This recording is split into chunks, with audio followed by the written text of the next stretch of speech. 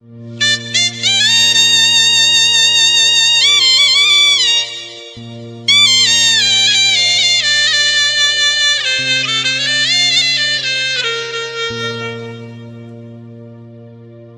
बुचुल भैया,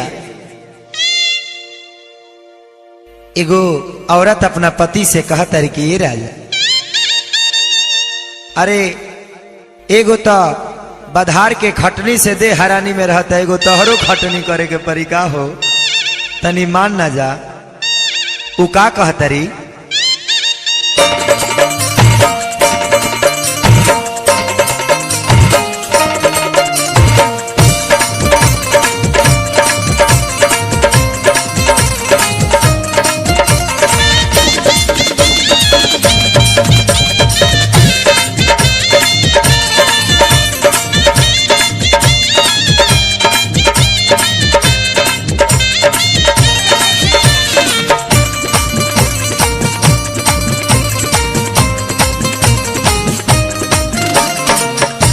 कहला बिछावना खरिहानी में ना डालो, परसनी में ना डालो, परसनी में सैया राजा हो कैसे होई गेहूं के कटनिया खटनिया जब से जे पकड़ब, राजा हो कैसे होई गेहूं के कटनिया खटनिया जब से जे पकड़ब। कहला बिछावना खरिहानी में ना डालो,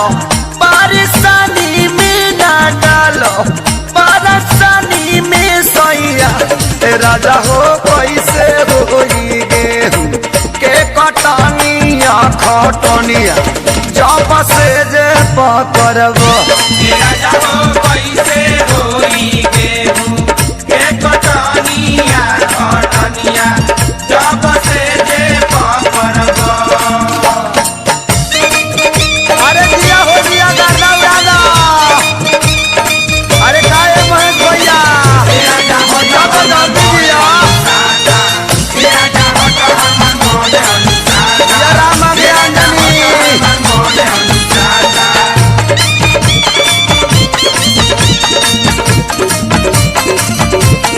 अरे चढ़ा रहा है भाई साहब कौन बाबा,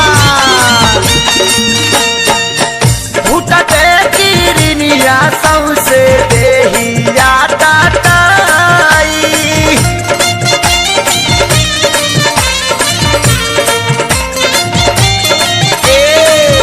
तब जाहू आई कैसे बोझावा बांधाई।